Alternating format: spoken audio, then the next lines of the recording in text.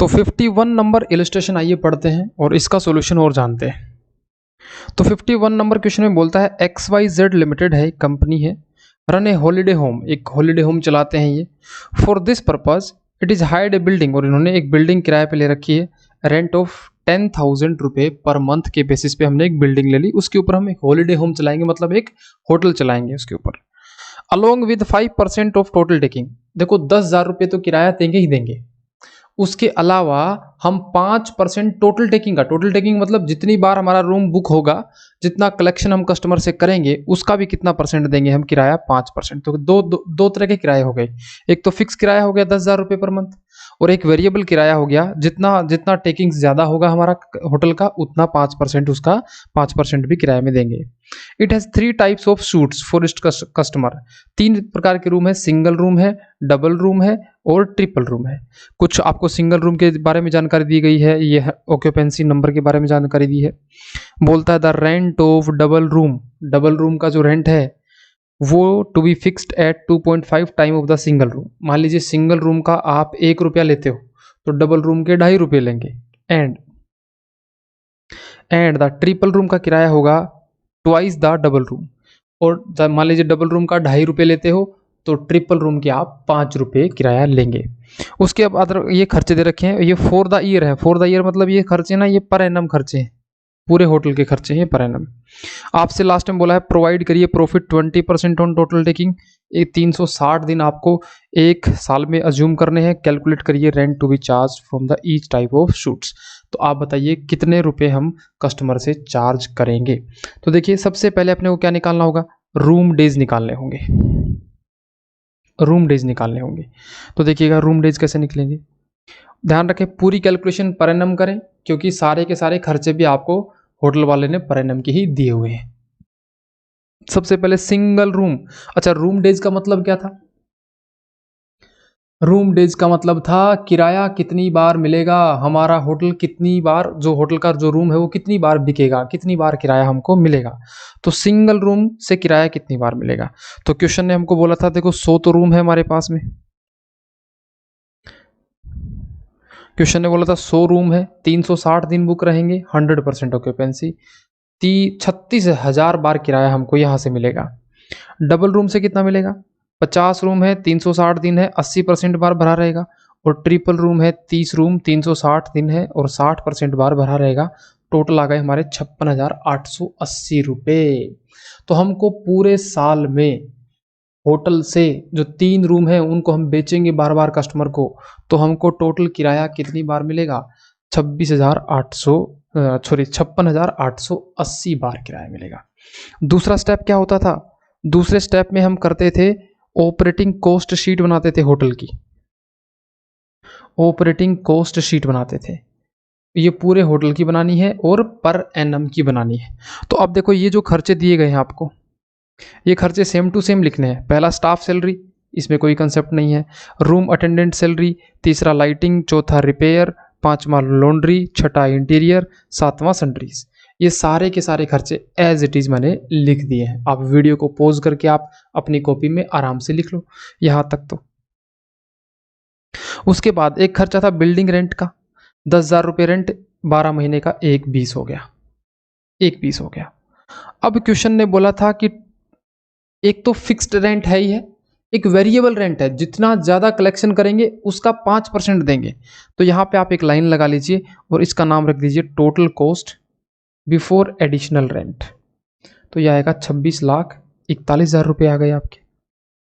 अब इसमें ऐड कर दीजिए आप एडिशनल रेंट, तो यह आ जाएगी टोटल कॉस्ट, फिर profit that is total takings. अब यहां तक आने के बाद में ना एक बार क्वेश्चन को आप पढ़िए, और क्वेश्चन में ना 2 बातें लिखी थी। देखिए पहली बात तो ये लिखी थी कि एडिशनल रेंट होगा वो 5% ऑफ टोटल टेकिंग होगा। इसका मतलब टोटल टेकिंग जितनी भी होगी ना उसका 5% आपको यहां लिखना पड़ेगा, जितनी भी टोटल टेकिंग होगी 5%। और प्रॉफिट के बारे में लिखा 20% ऑफ टोटल टेकिंग, इसका मतलब यही बेस है और इसका 20% यहां लिखना पड़ेगा आपको। तो आप बताइए फिर मुझे यहाँ टोटल टेकिंग कितने रुपए मुझे ली जाएगी। तो अब देखिए दोनों का बेस लेवल जो है वो टोटल टेकिंग है, तो क्या मैं ऐसे कर लूँ क्या, अगर 100 रुपये मेरी टोटल टेकिंग हो, 100 रुपये अगर मैं पूरे होटल से कमाता हूँ, मतलब पूरे होटल में सेल होती है, तो 20 रुपये तो मेरा प्रॉफिट ही हो गया, 100 का 20%। इसका मतलब 80 रुपये ही टोटल कॉस्ट बची मेरी।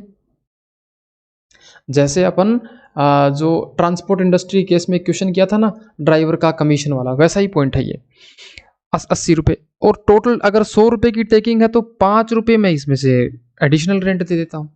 तो इसका मतलब यहाँ कितना लिखना पड़ेगा मुझे, 75। 75 प्लस 5 करूंगा तो 80 आ जाएगा, 80 में 20 जोड़ूंगा तो 100 आ जाएगा।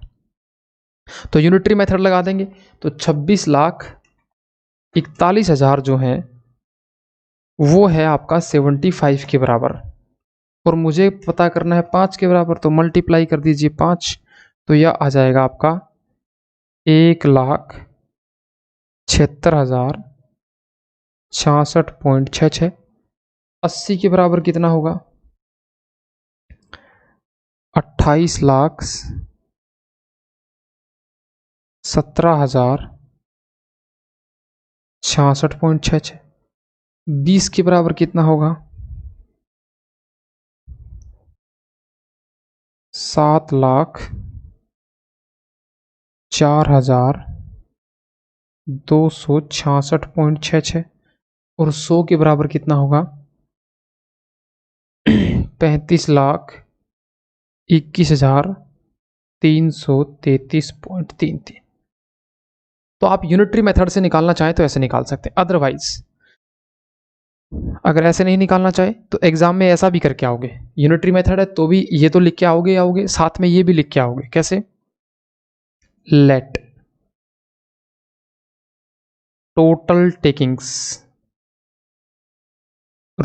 ₹X मान लो, क्योंकि दोनों का बेस लेवल क्या है, टोटल टेकिंग, तो दोनों का बेस लेवल टोटल टेकिंग है, इसलिए मैंने टोटल टेकिंग को क्या माना है, X माना है। तो इसका मतलब हो गया एडिशनल रेंट कितना हो गया, X का 5% इक्वल टू 0.05X, और प्रॉफिट कितना हो गया, X का 20% equal to 0.2X। Hence, following equation may be formed। ये इक्वेशन बनाई जा सकती है। क्या बनाई जा सकती है, total cost before additional rent plus additional rent plus profit equal to total takings. अब ये वैल्यू लिख दो, 26,41,000 ये है, एडिशनल रेंट 0.5X है, प्रॉफिट 0.2X है, equal to total taking X है। अब इसको सोल्व कर लेते हैं, तो जी 26,41,000 तो इधर ही रह जाएगा, X minus 0.05 minus 0.2X, 26,41,000 equal to 0.75X। तो जी 26,41,000 0.75X equal to X equal to कितना आ जाएगा, तो 26,41,000 डिवाइड बाई 0.75, तो देखो वही आंसर आएगा 35,21,333.33। और X अपन ने क्या माना था, टेकिंग्स माना था। तो आपको ये भी एग्जाम में लिख के आना है, सिर्फ यूनिटरी मेथड नहीं, ये इक्वेशन बना के भी आपको लिख के आना है, ठीक है। तो यहां तक नोट करिए। अब आपको ये पता लग गया है कि टोटल होटल से, पूरे होटल से एक साल में मैं 35,21,333 रुपए की रिसिप्ट करूंगा, मतलब सेल करूंगा। लेकिन क्वेश्चन ने हमसे ये पूछा था कि एक रूम को एक दिन बेचोगे ना तो कितने रुपए लोगे। तो जरा आप उसके बाद लिखिए, आगे लिखिएगा थोड़ा सा, let room rent per day for single room का मान लीजिए रुपया एक्स। सिंगल रूम का मैंने एक्स क्यों माना है, डबल का क्यों नहीं माना? क्योंकि क्वेश्चन ने बेस लेवल जो दे रखा ना वो सिंगल का दे रखा। देखो यहां पढ़ो, क्वेश्चन ने यहां पे बोला है कि rent of double room, rent of double room है ना वो 2.5 गुना है किसका, सिंगल रूम का 2.5 गुना। मतलब सिंगल रूम का अगर 1 रुपया लेते हैं तो डबल रूम का 2.5 रुपया लेंगे। तो बेस क्या हो गया, सिंगल रूम। तो मैंने सिंगल रूम का माना x रुपया, सिंगल रूम का x रुपया। डबल रूम का, डबल रूम का क्वेश्चन ने बोला है 2.5 गुना है, x मल्टीप्लाई 2.5, 2.5x। और ट्रिपल रूम का, ट्रिपल रूम का क्वेश्चन ने बोला है देखो कि जितना डबल रूम का होगा, ट्रिपल रूम का ना जितना डबल रूम का होगा ना, डबल रूम के दुगने के बराबर, so twice of the double room. मान लीजिए आप 2.5 रुपया लेते हो डबल रूम का, तो ट्रिपल रूम का 2.5x मल्टीप्लाई बाई 2 गुना, तो ये कितना आ जाएगा 5x रुपया। हेंस टोटल कलेक्शन कितना बनेगा, टोटल कलेक्शन मैं बोलूंगा भाई सिंगल रूम से किराया मुझे कितनी बार मिलेगा, तो अभी अभी ऊपर ऊपर निकाले थे अपन ने 36,000 बार किराया इससे मिलेगा।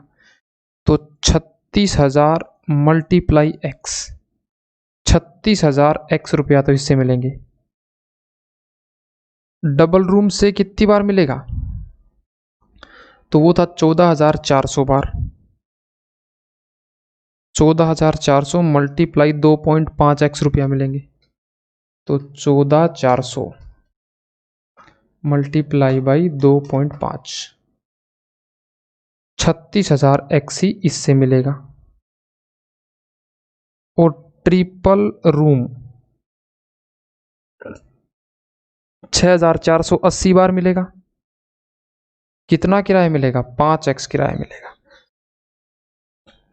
6,480 मल्टीप्लाई बाई 5, 32,400x। तो टोटल कितने मिलेंगे तुमको, 1,04,400x रुपये आपको मिलने वाले।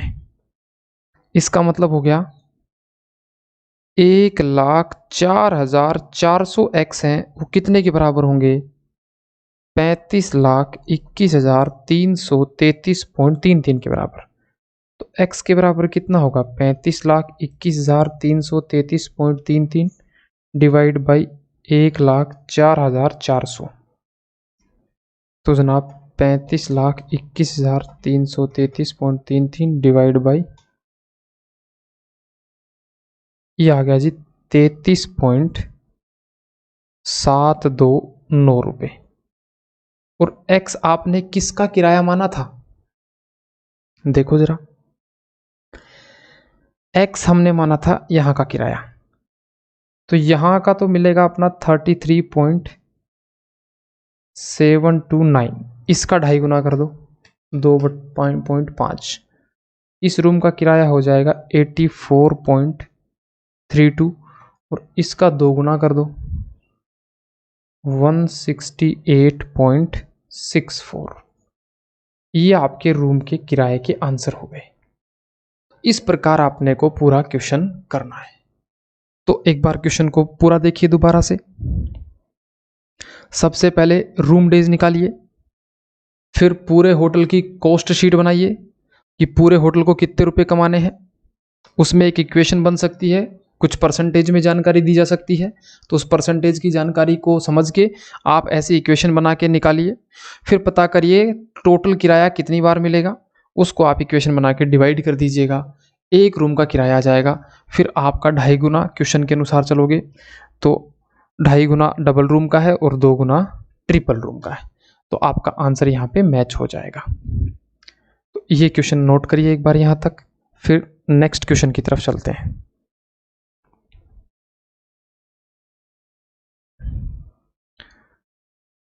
लीजिए एक साथ देखिएगा। अब आते हैं जी अपन नेक्स्ट क्वेश्चन की तरफ। नेक्स्ट क्वेश्चन है अपना 52 नंबर। अच्छा एक काम करेंगे, 52 नंबर क्वेश्चन को ना काट देंगे, ये नहीं करना है। इस जैसा ही एक क्वेश्चन और दिया हुआ है वो करना है, इसमें कुछ मिसप्रिंट भी है, तो 52 क्वेश्चन नंबर नहीं करेंगे। अब आप आओ सारे बच्चे, 52 के बाद आता है 53 क्वेश्चन नंबर। 53 क्वेश्चन नंबर, आइए जनाब 53 करते हैं अपन। 53 क्वेश्चन नंबर, सबसे पहले 53 क्वेश्चन नंबर पढ़ के पता करिए कौन सी वाली इंडस्ट्री का क्वेश्चन है। तो देखेंगे क्वेश्चन की पहली ही लाइन में क्वेश्चन ने बता दिया है, एक हॉस्पिटल है, क्रिटिकल केयर यूनिट सीसीयू चलाते हैं अपन, ऑन ए हायर्ड बिल्डिंग, एक बिल्डिंग ले ली हमने, वहां पे एक हॉस्पिटल चला रहे हैं, क्लिनिक चला रहे हैं, उसके अंदर कितने बेड हैं 35 बेड्स, और 5 एक्स्ट्रा बेड भी आ सकते हैं, can be added if required. इसका मतलब 35 बेड तो हॉस्पिटल में है ही है।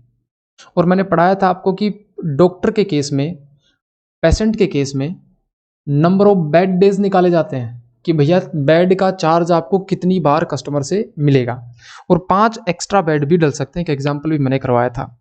रेंट पर मंथ है जी आपका 75,000 रुपये। ये कुछ खर्चे दे रखे हैं, मंथली खर्चे ध्यान रखना, मंथली खर्चे हैं ये वाले, और ये बाकी के कुछ खर्चे और भी दे रखे हैं, ये सारे खर्चे दे रखे हैं। यहाँ से पढ़िएगा, इट वाज एस्टिमेटेड दैट, ये एस्टिमेट लगाया गया कि 150 दिन in year 35 beds are occupied.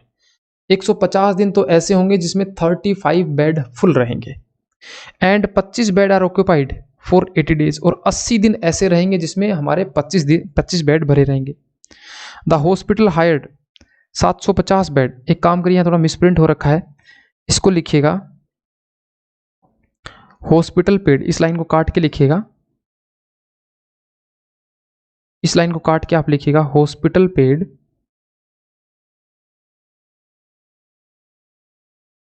₹75,000 higher charges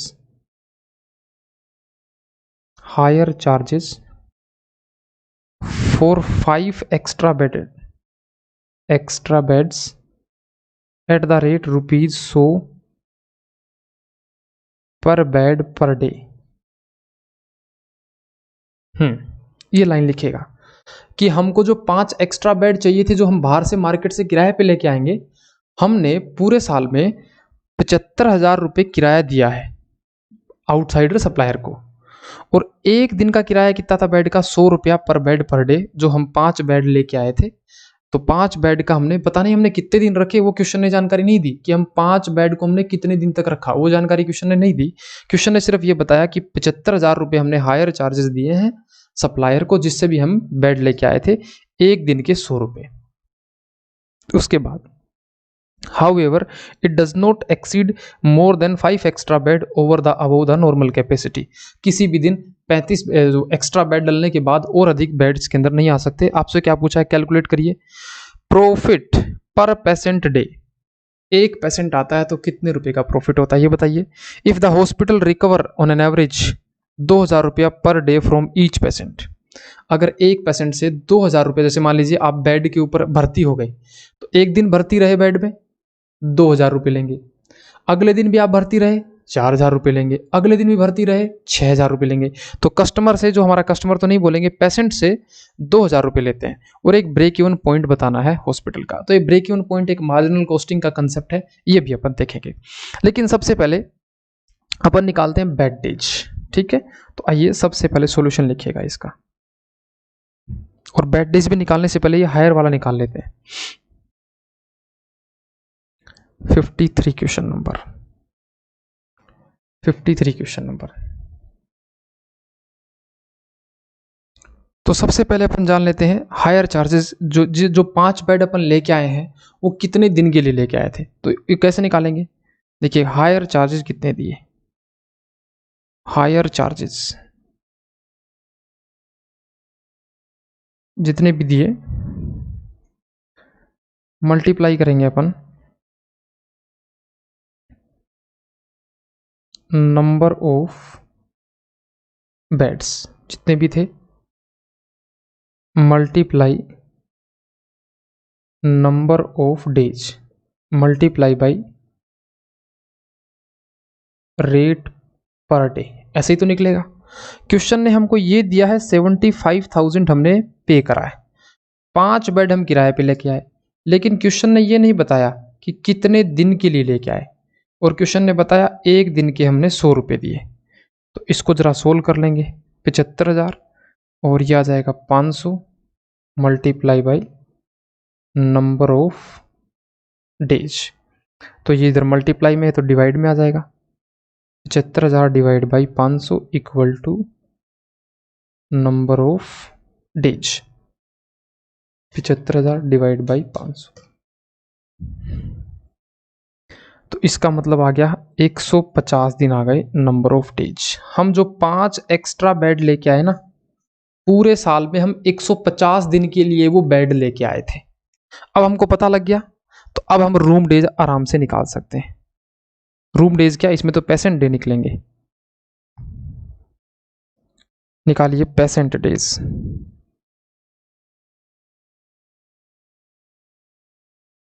patient days पूरे हॉस्पिटल के निकालने हैं और पर एनम निकालने हैं। तो क्वेश्चन ने हमको बोला था, देखो 35 बेड्स तो फुल रहेंगे, कितने दिन फुल रहेंगे, 150 दिन फुल रहेंगे। तो मल्टीप्लाई कर दीजिए 35 मल्टीप्लाई 150। तो इनसे तो हम कितनी बार चार्ज लेंगे, 5,250 बार चार्ज लेंगे। और क्वेश्चन ने हमको बोला 25 बेड फुल रहेंगे, 25 बेड फुल रहेंगे 80 दिन तक, 80 दिन तक 25 मल्टीप्लाई 80, 2000 बार अपन चार्ज यहां से लेंगे। और 5 बेड एक्स्ट्रा बेड थे, वो हम कितने दिन के लिए लेके आए, वो हमारे बुक रहे 150 दिन।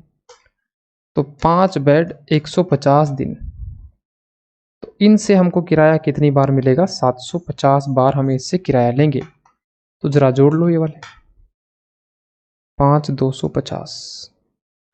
टोटल हमको कितनी बार किराया मिलेगा, टोटल हमको जो चार्ज मिलेंगे वो 8,000 बार मिलेंगे। पहले तो ये बात समझिए, ये समझ गए तो फिर तो मामला बिल्कुल आसान सा है, कोई दिक्कत वाली बात नहीं होगी। इसके बाद अपने को बनानी है ऑपरेटिंग कॉस्ट शीट। अब हमको बनानी है ऑपरेटिंग कॉस्ट शीट, लेकिन एक छोटा सा यहाँ पे मैं थोड़ा सा चेंज करूंगा ऑपरेटिंग कॉस्ट शीट में। क्यों करूंगा, क्योंकि क्वेश्चन ने मुझे क्या पूछा है लास्ट में पूछा है ब्रेक इवन पॉइंट। और ये ब्रेक इवन पॉइंट है ना, एक मार्जिनल कॉस्टिंग नाम का एक चैप्टर होता है, उसका एक कंसेप्ट होता है। तो ब्रेक इवन पॉइंट निकालने के लिए ना मुझे क्या करना होता है, फिक्स्ड कॉस्ट अलग चाहिए और वेरिएबल कॉस्ट अलग चाहिए। अगर ये ब्रेक इवन पॉइंट ना पूछा होता ना, तो मैं सारी कॉस्ट शीट को एक साथ बना सकता था, आंसर उससे भी आ जाएगा। लेकिन क्योंकि मुझे इस क्वेश्चन में ब्रेक इवन पॉइंट भी पूछा गया है, तो मैं एक ही स्टेटमेंट में अपनी जानकारी को इस तरह से लिखूंगा कि ताकि मेरा ब्रेक इवन पॉइंट भी निकल जाए और सवाल भी सोल्व हो जाए।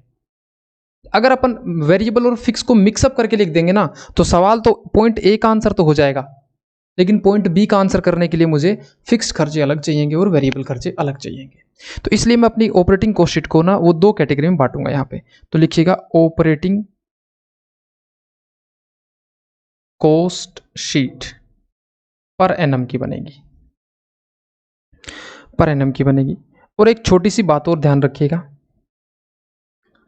मुझे एक छोटी सी बात बताइए, पेशेंट के केस में, हॉस्पिटल के केस में वेरिएबल कॉस्ट कौन सी होगी, नंबर ऑफ पेशेंट अगर ज्यादा आए और खर्चा ज्यादा हो जाए तो वो तो वेरिएबल कॉस्ट, और नंबर ऑफ पेशेंट कम आए तो खर्चे कम हो जाए वो भी वेरिएबल कॉस्ट। लेकिन टाइम के अनुसार लगने वाले खर्चे, चाहे पेशेंट कम आओ या ज़्यादा आओ, वो खर्चे तो उतने ही रहेंगे। ऐसी वाले खर्चे को क्या बोलेंगे, फिक्स्ड कॉस्ट। तो सबसे पहले लिखिएगा, मुझे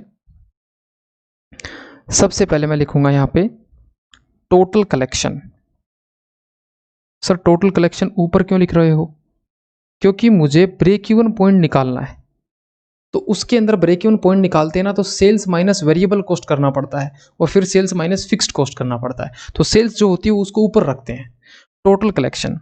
देखो मैं टोटल कलेक्शन में मैंने बोला 2000 रुपया एक बार आने का लेता हूँ ग्राहक से, जो भी मेरा पेशेंट होता है, और टोटल मैं कितनी बार बेड चार्ज करूंगा, 8000 बार।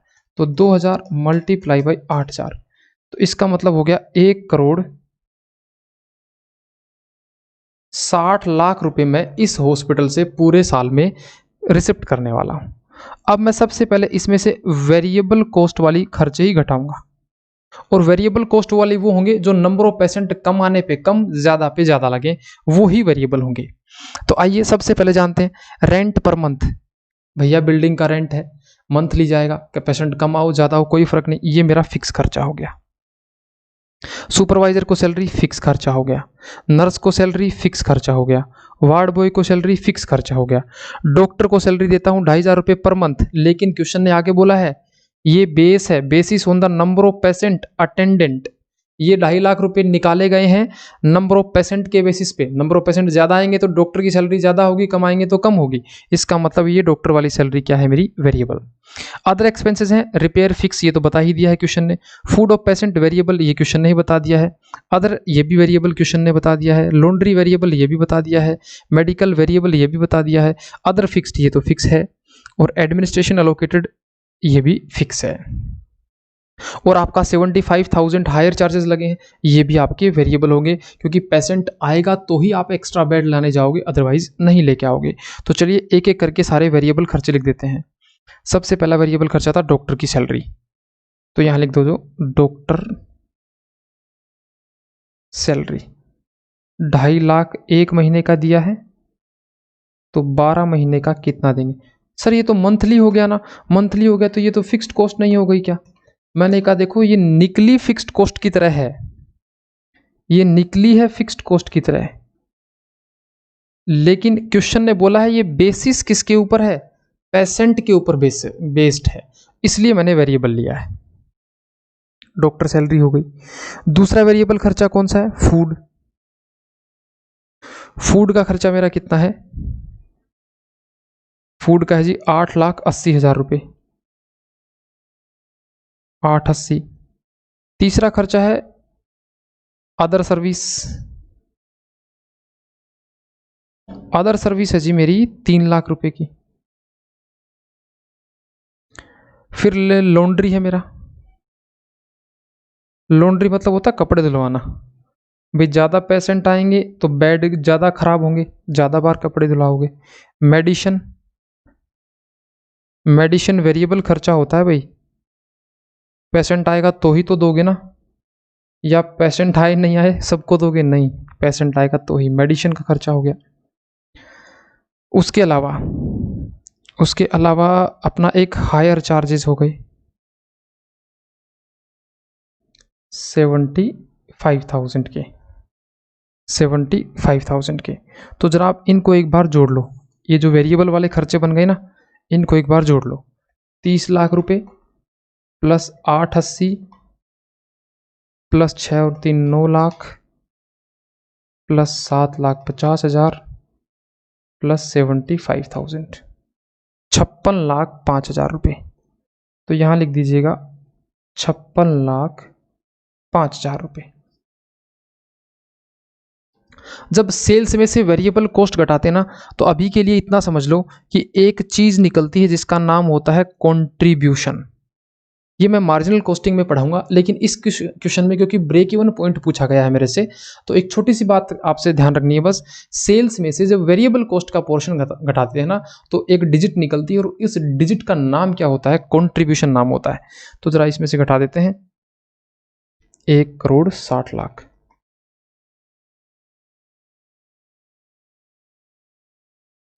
तो ये आ गया जी, कंट्रीब्यूशन आ गया आपका 1,03,95,000 रुपये।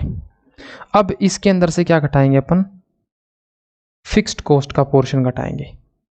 तो एक एक करके फिक्स्ड कॉस्ट लिख देते हैं। सबसे पहला था अपना, ऊपर था अपना रेंट, सबसे पहले था रेंट 75,000 पर मंथ देते हैं, तो 12 महीने का कितना, 75,000 मल्टीप्लाई 12, 9 लाख रुपए तो हो गया जी रेंट। उसके अलावा सुपरवाइजर, नर्स और वार्ड बॉय, तीन ये है, सुपरवाइजर, नर्स और वार्ड। सुपरवाइजर, सुपरवाइजर को हम कितना रुपए देते हैं, 2 पर्सन है, 25,000 रुपये पर मंथ देते हैं, तो 12 महीने का कितना, 6 लाख रुपए इनके हो गए। सुपरवाइजर के बाद है नर्स, नर्सेज कितनी हमारे पास, 4 नर्सेज हैं और 20,000 रुपये एक नर्स को देते हैं, 12 महीने के कितने हो गए, 4 20 मल्टीप्लाई 12, 9,60,000 रुपये। नर्स के बाद वार्ड बॉय है, वार्ड बॉय हमारे पास में 4 आदमी वार्ड बॉय हैं, 5,000 रुपये पर मंथ देते हैं, multiply 12, 4 multiply by 5,000 multiply by 12, तो जनाब इनकी आ गई 2,40,000 रुपये। तो ये हो गए हमारे तीनों, सुपरवाइजर, नर्स और वार्ड बॉय। फिर डॉक्टर का वेरिएबल था रिपेयर 87। एक काम करना, थोड़े मिसप्रिंट है यहाँ पे, रिपेयर 87 की जगह आपको 81 लिखना है, 87 की जगह 81, तो यहाँ लिखिएगा रिपेयर 81,000। रिपेयर का जी 81 आ गया, फूड हो गया, अदर सर्विस हो गया, लॉन्ड्री हो गया, मेडिसिन हो गया, other fixed expenses 10,80,000, other fixed 10,80,000, और एक एडमिनिस्ट्रेशन है, एडमिनिस्ट्रेशन है 10 लाख रुपए, 10 लाख रुपए।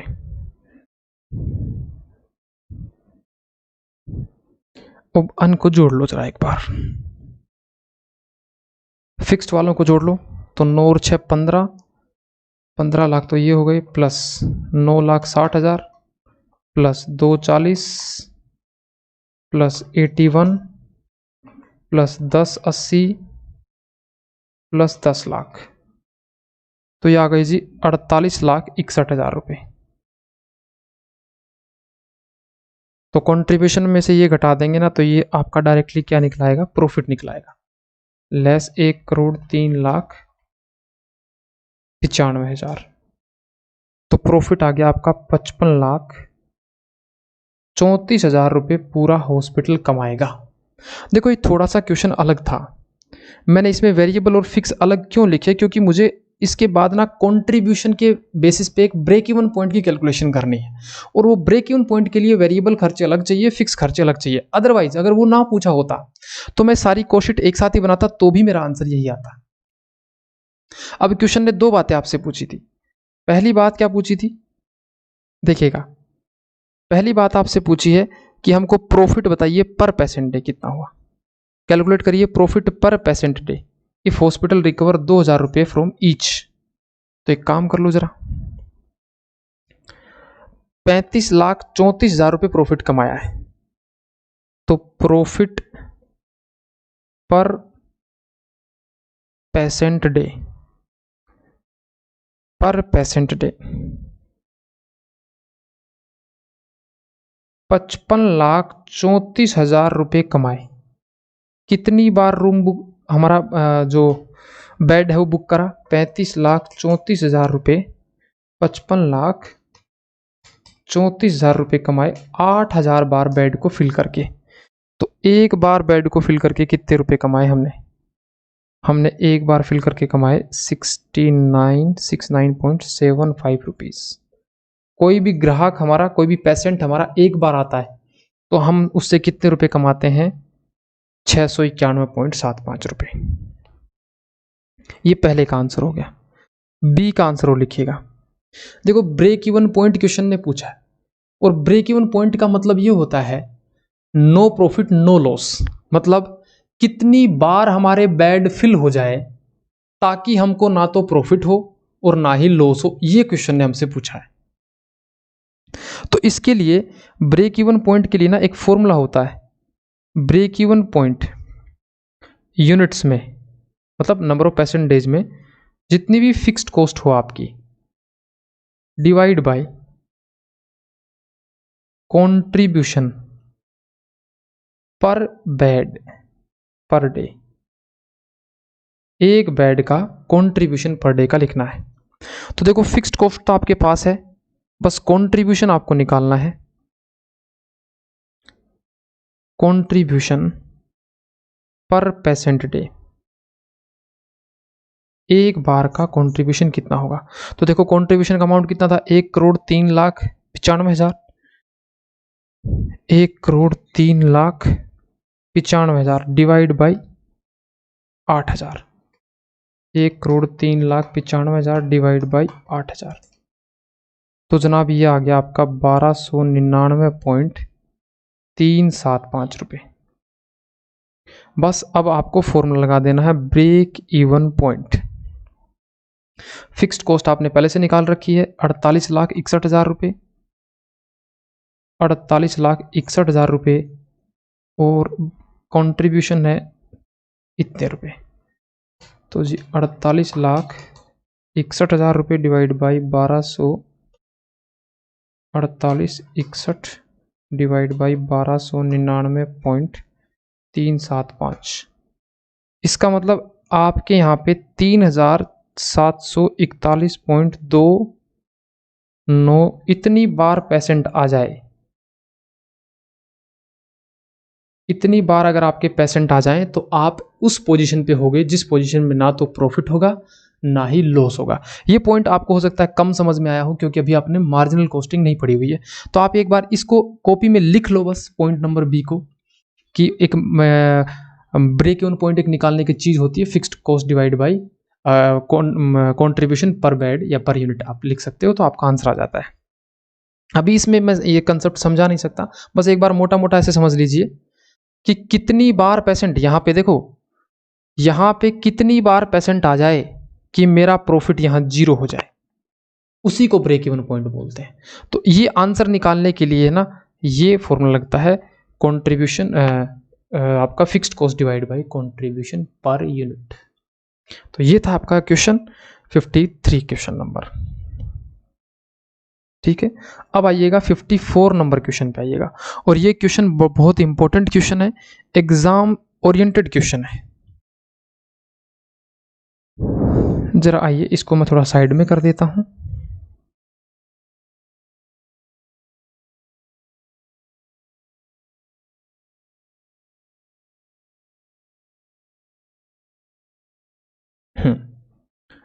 ये क्वेश्चन बहुत इंपॉर्टेंट है, last question of this chapter 54। आइए पहले थोड़ा ध्यान से मेरे साथ में ना पढ़िए इस क्वेश्चन को। जो मैंने अभी कटवाया था ना 52 वाला, वैसा ही क्वेश्चन है ये, ऊपर थोड़ा उस वाले में मिसप्रिंट था, इस वाले में ठीक है। सबसे पहले डिसाइड करिए भाई साहब कौन सी इंडस्ट्री का क्वेश्चन है।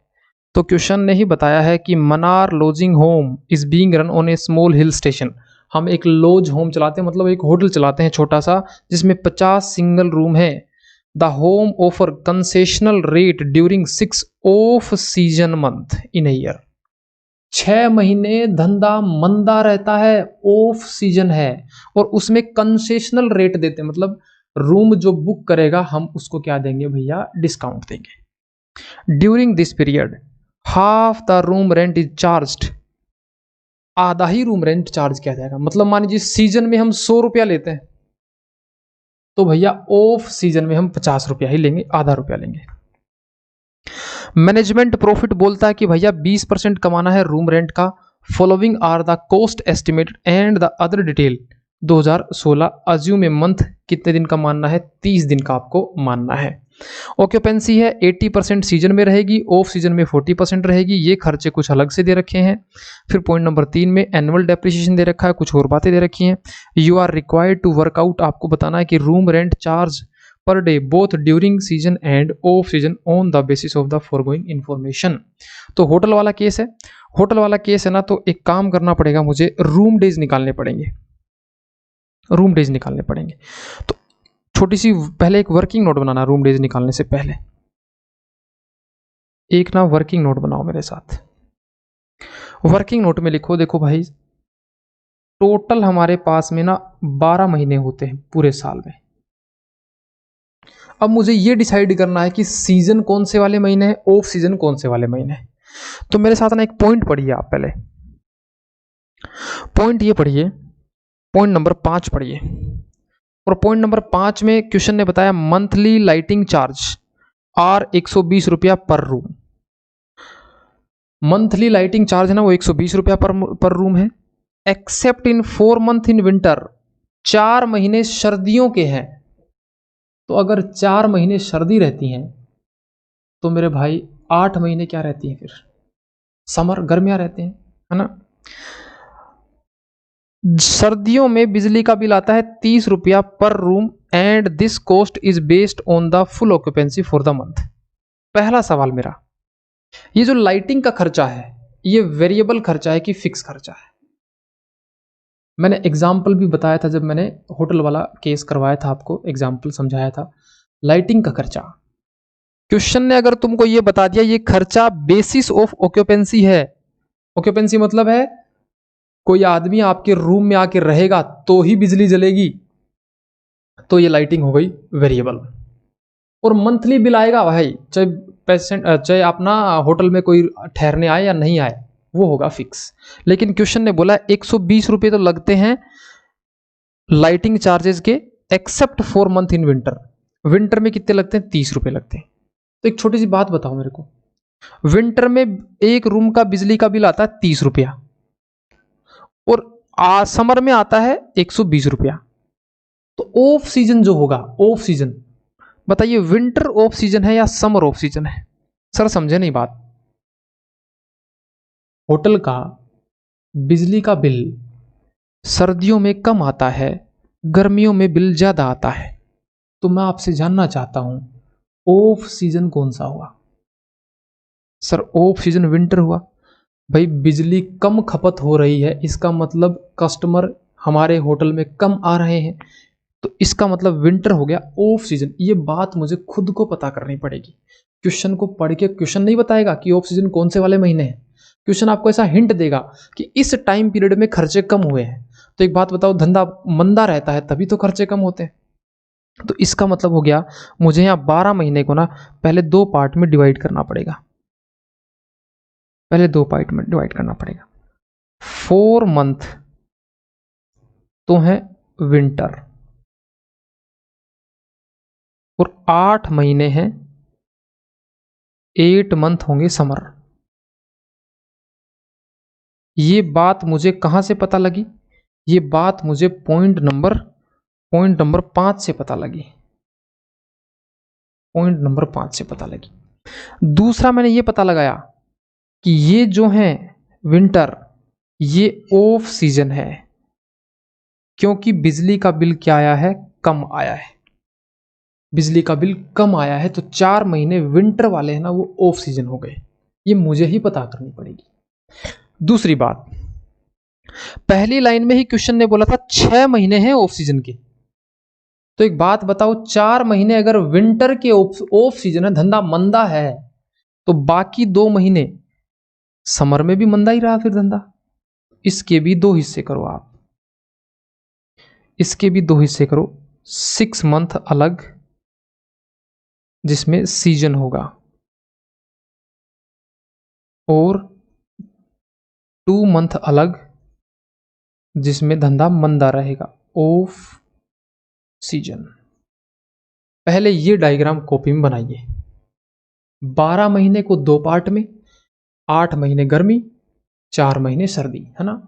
कभी गर्मी कभी सर्दी, सब कुदरत के नजारे हैं। प्यासे वो भी रह जाते हैं जो दरिया के किनारे हैं।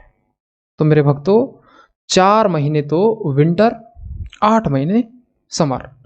ऑफ सीजन क्योंकि खर्चा कम लगा है, यहाँ पे हिंदी में लिख भी लेना, यहाँ भाई साहब बिजली का बिल कम आया है, यहाँ खर्चा है वो कम हुआ है, इसलिए मैंने माना है कि विंटर क्या है मेरे, ऑफ सीजन है, बिजली कम जली है। हिंट दी क्वेश्चन ने।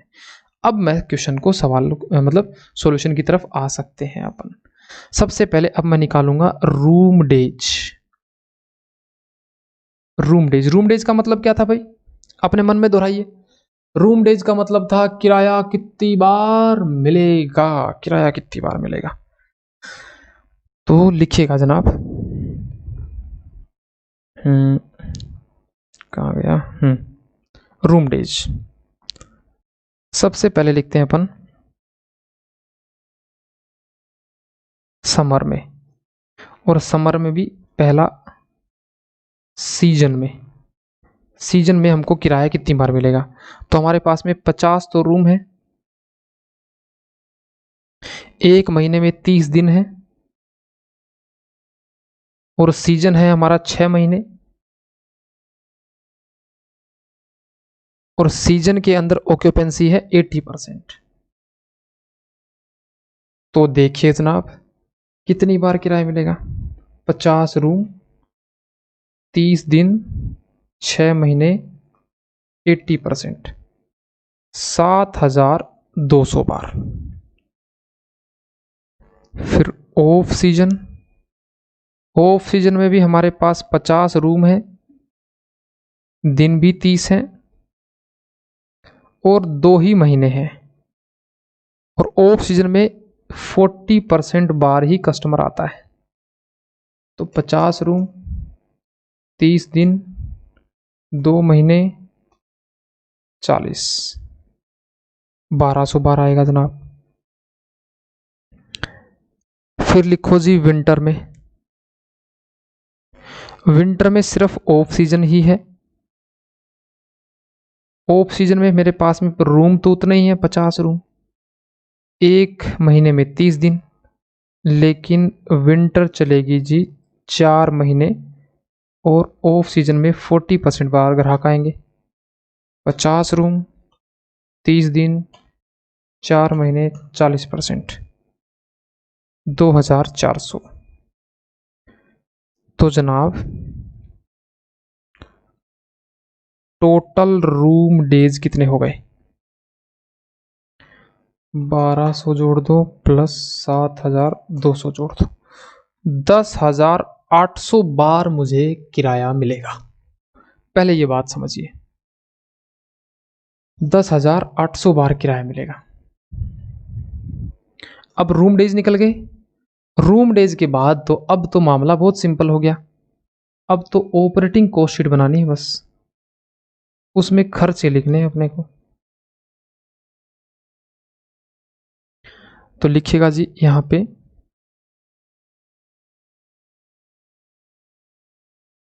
ऑपरेटिंग कॉस्ट शीट पूरे होटल की होगी, पर एनम की होगी।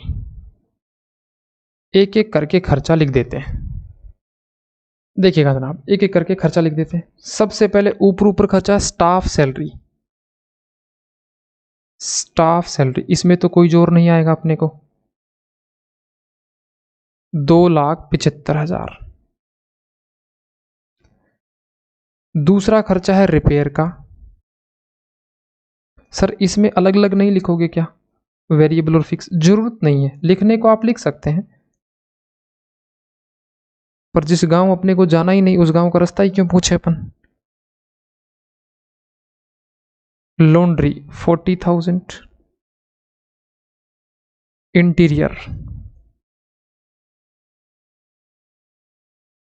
इंटीरियर के 87,500, सन्ड्री। अब तो क्वेश्चन में कुछ हुआ ही नहीं, बस 95,400। फिर 6 पे डेप्रिसिएशन लगाना है। डेप्रिसिएशन लगाना है बिल्डिंग पे 5% और फर्नीचर पे 15%। और क्वेश्चन ने बोला है 80 लाख रुपए की तो बिल्डिंग है और बाकी 20 लाख का फर्नीचर है। डेप्रिसिएशन, तो डेप्रिसिएशन पहले लगा दो बिल्डिंग का। बिल्डिंग पे 5% ऑफ, 80 लाख। तो जनाब 80 लाख का 5%, 4 लाख रुपए तो इसका डेप्रिसिएशन हो गया। और फर्नीचर का हो जाएगा 20% ऑफ। 20% ऑफ किसका हो जाएगा, 20 लाख का। तो जनाब 20 लाख का 20%,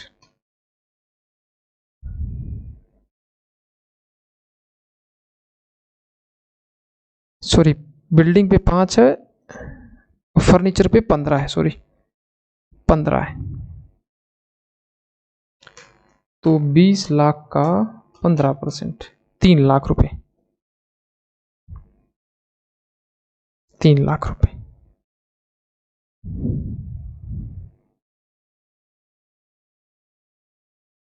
तीन लाख रुपए। ओके, नेक्स्ट खर्चा, डेप्रिसिएशन के बाद नेक्स्ट खर्चा देखिएगा, ये इंपॉर्टेंट है भाई। अब थोड़ा सा आपका ध्यान चाहूंगा मैं। क्वेश्चन ने बोला रूम अटेंडेंट, उसको हम 5 रुपया देते हैं भाई साहब पर room day, on the basis of occupancy. On the basis of occupancy आते ही समझ जाना वेरिएबल है। वेरिएबल मतलब जितनी बार रूम फिल होगा उतनी बार ही खर्चा लगेगा। तो 5 रुपया एक बार का खर्चा लग जाता है। Room attendant